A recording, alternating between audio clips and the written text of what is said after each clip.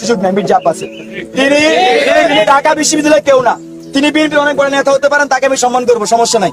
কিন্তু মির্জা আব্বাস আজকে ঢাকা বিশ্ববিদ্যালয়ে প্রবেশের কোনো সুযোগ নেই। মির্জা আব্বাস ঢাকা বিশ্ববিদ্যালয়ে প্রবেশ করেছেন, কে তাকে প্রবেশ করিয়েছে, এখানে এত এত সিকিউরিটি, কে তাকে প্রবেশ করিয়েছে, কাদের ইঞ্জিনিয়ারিং এর মাধ্যমে তিনি এখানে এসেছেন এবং কাদের নির্দেশনায় ঢাকা বিশ্ববিদ্যালয়ের চারপাশে নেতা কর্মী দিয়ে ভর্তি করে রাখা হয়েছে, সেই প্রশ্ন আমি করেছি। এখানে খুবই জিনিসটি স্পষ্ট, খুবই স্পষ্ট। এখানে ভাই আবার প্রশ্ন করেছেন যে ইলেকশনের ভোট জালিয়াতি, আর দুই তিনটা তো প্রমাণিত হয়েছে। এটা তো আমি শুরু থেকে বলছি, এটা তো আমার মনে হচ্ছে নতুন করে জিজ্ঞেস করার কিছু নাই।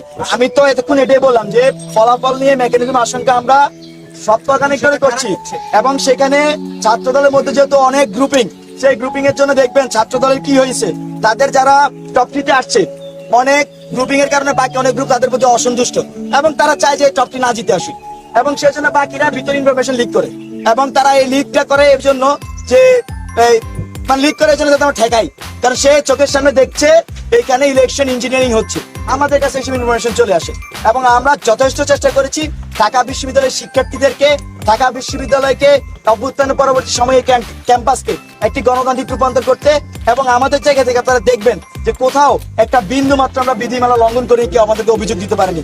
আমরা জিতে হারি সেটা পরে এলাম, কিন্তু এই ক্যাম্পাস, এই বাংলাদেশ একটি গণতান্ত্রিক রূপান্তর হবে সেটার অপেক্ষা আমরা ছিলাম। আমরা সে জায়গায় সর্বোচ্চ সহনশীলতা এবং সহযোগিতার পরিচয় দিয়েছি, কিন্তু আমরা দেখেছি এই বিশ্ববিদ্যালয় প্রশাসন যাদেরকে নির্বাচন কমিশন বানিয়েছেন, আজকে যে ইলেকশন ইঞ্জিনিয়ারিং এর যে প্রসেস, সেটা শিক্ষার্থীদেরকে নানাভাবে শিক্ষার্থীদেরকে আশঙ্কা তৈরি করছে তাদের মনে, এবং তারা যে গণতান্ত্রিক প্রক্রিয়া সেটার কন্টিনিউশন থাকে কিনা সে আশঙ্কা শিক্ষার্থীদের মনে প্রবেশ করেছে।